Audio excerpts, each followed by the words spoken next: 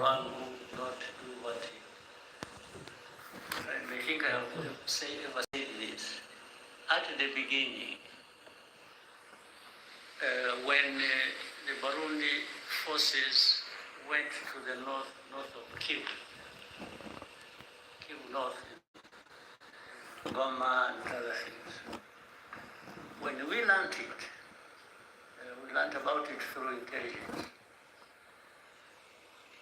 I called, I'm the one who called the president of Burundi that time, and asked him, I asked him that I have heard there are forces of Burundi going to our north Kivu.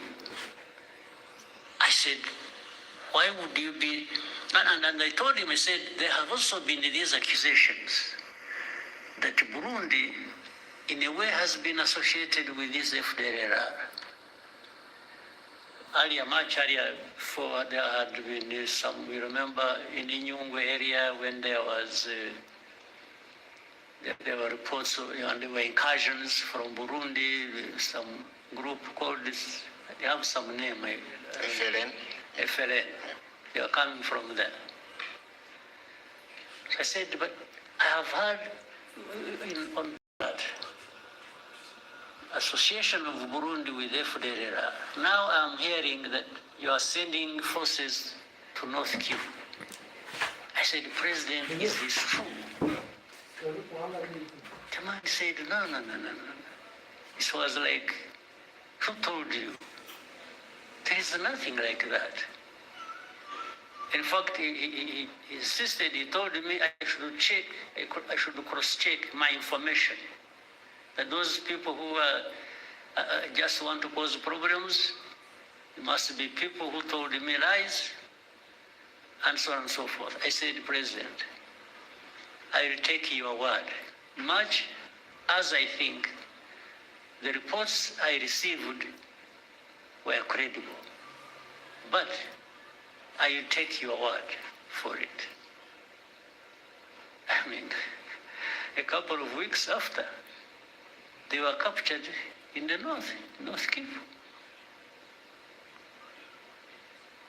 Yes, I had discussed it with him. So I don't tell lies like he did to me. I don't. So on that one, I don't know which meeting or commitment or whatever he's referring to. Thank you, Mr. President, on that. Finally, if you may allow, recently there has been reports about a planned oil refinery by Dangote in the East African region, in Kenya specifically. And then reports also, we're saying Kenya is, he had offered a stake, 30% stake. And then they mentioned Kenya, Rwanda, Ethiopia, and other interested countries. Has there been such a conversation on Rwanda potentially acquiring a stake in that project, that oil refinery? Just in case, thank you. In a way, there has been. But it is too early to talk about the details. Because I think it is work in progress. Things are still being thought out. But what I can say is that Rwanda would be very happy to be part of that kind of investment.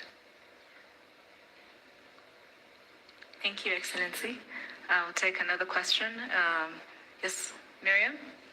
Thank you.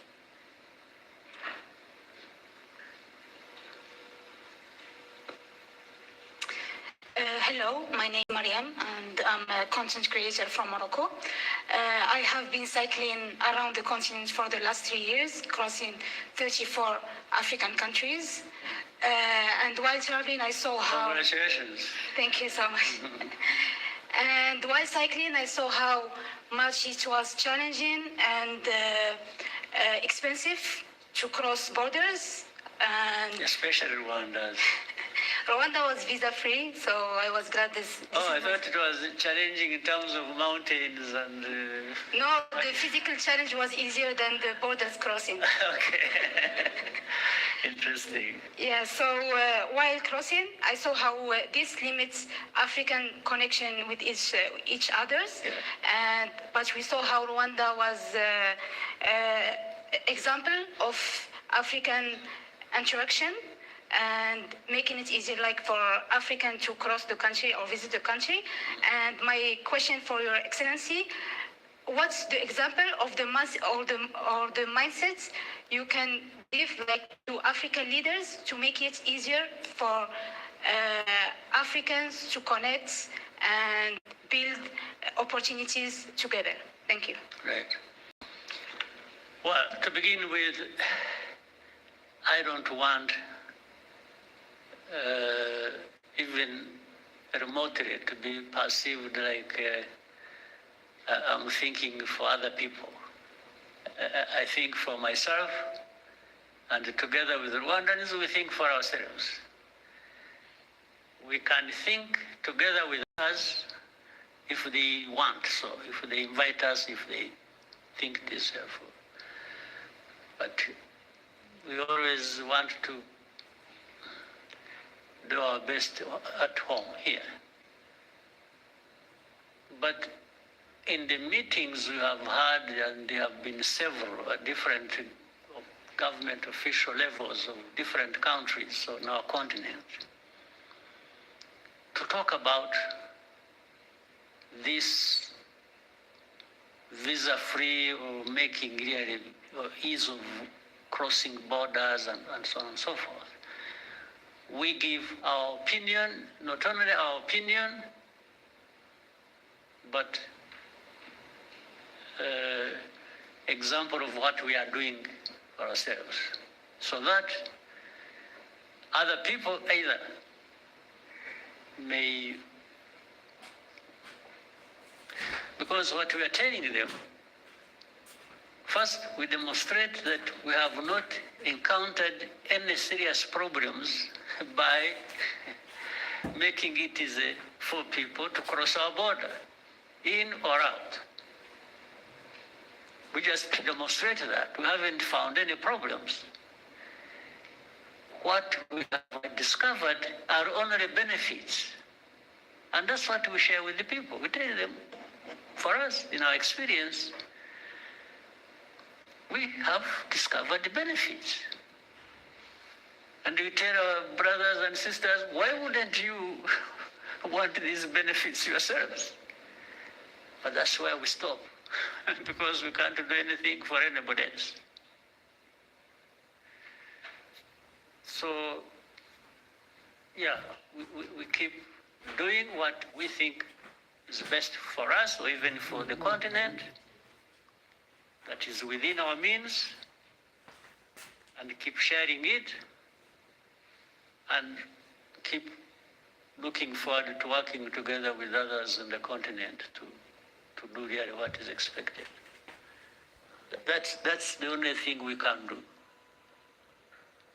Yeah. So otherwise, I mean, one of the benefits is that you can be there and tell the story. You didn't lose anything, we didn't lose anything. I think we gained that you were able to come to our country and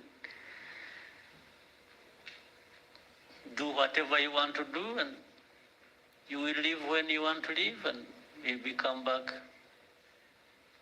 sooner rather than later. And that's, so imagine if it was multiplied thousands of millions of times, the benefits the Africans would have in that. Thank you, Excellency. Shall we take a question from Iramide, the front?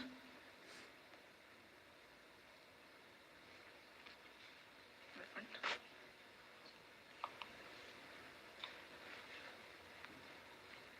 Good day, Mr. President. My name is Iramide Ajayi. I'm an actor, digital creator from Nigeria. It's my first time in Rwanda, and I must say it's beautiful. Thank you for having myself and the other creators. I'll be speaking from the perspective of a creative, essentially, and tying it to the ESG theme for this year. If Mex-Africanism is pretty much about moving from simply recognizing our shared identities as Africans to more or less building together at this time and building meaningful connections. What does that exactly mean for the African creative industries? Essentially, if you have to put in place some policies or whatever changes as the president to further help African creators, African creatives in general, build sustainable careers, collaborate together, and essentially tell our stories ourselves on a global scale, what would that policy be? And I think because you just said something almost similar to my question in response to Miriam's one, because you don't want to think for the rest of Africans, I think you should just tell us from the perspective of your position as the president of Rwanda, what exactly would Rwanda do to help build a better ecosystem for African creatives? Thank you, sir. Yeah. First, the African creatives exist, and that's why you are there and doing whatever you're doing. So you already have pretty much in ideas of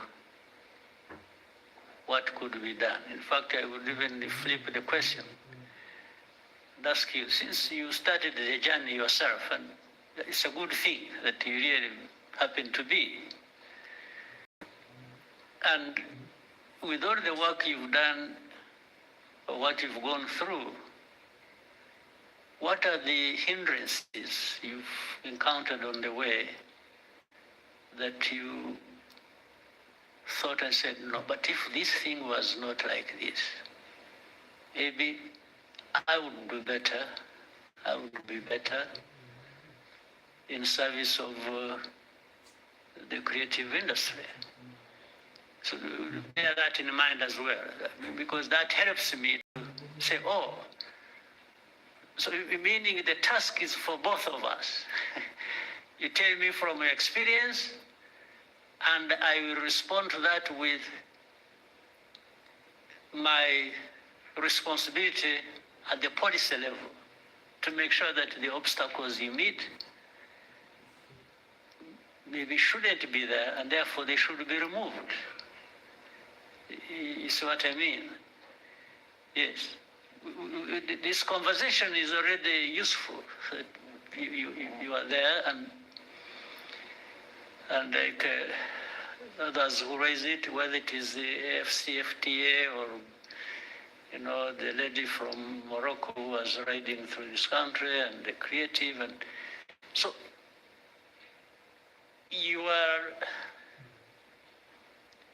you're all having a journey in your minds and in your experiences and whatever professions, and in to go a step further every day, there might be challenges that raise in you some questions you should put to us and say, but how? How come that the proud African continent that wants to achieve this and that, at least we make all this understood in the way of statements? How can you be the ones at the same time who create these obstacles? Really, this should be a very serious conversation, and you should not hesitate to raise it.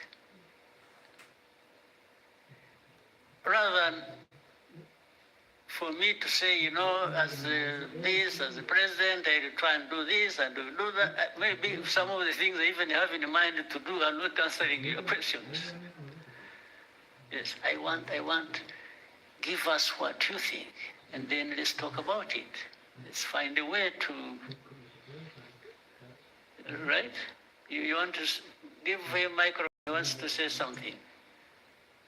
Please, whoever has a microphone, where are you? No, Thank you, sir. I think you have rightfully made a fantastic point. It's clear that it takes two to tango in this situation. Now, from my POV as a growing filmmaker, I work in one of the biggest film industries out of Africa, and that's Nollywood. I hope for a time where the talent that we have in Nollywood can transcend into more African countries. And I'm not even saying outside of Africa, the continent right now, because I think that we don't have a talent problem here in Africa. It's more of a connection issue. Now, what Rwanda is doing is beautiful, bringing creators from across the continent to connect. And I think we've collaborated more because we're now in the same space as the ESG initiative. If there's a request that I would make to make this easier, as regards connection from one African country to another, which helps creators better, would be that I know that you've tried it before, because you said that you've tried advising people about the benefits of, hey, make the borders a little bit more easier for people to come in. And, you know, of course, you can't think for them. You've shown them the benefits. It's up to them to decide. We would just make a little bit more request that please, for our sake, it's just maybe from initiatives like this, and of course the stories that we would tell as creators out there for people to see, just help us find a better way to nudge them. Yes, like push guys, I want you guys to see. So well, maybe our presidents and policymakers would do better. Thank you so much. I'll try that and anything that can be. You know, one time. I had an opportunity. I also had recently, there were some leaders from Nigeria. One time I met governors, came here. They came here, I think they had been organized by UNDP or something. They are the ones who asked from Nigeria. They came all the way here. There were about 16 of them, if I remember well. And they had the governors and not their representatives, they themselves came here. And they came here because I think through the interaction with the UNDP and others, they had learned of a number of things that maybe that could be useful to them in the governance area if they tried it. So I had a very long chat with them. I varied my time. What I did was to take them through where we have been and how we have come to be where we are by the time they visited. And I said, there are aspirations, people want to, come from one position to another, but it's all about how you can improve.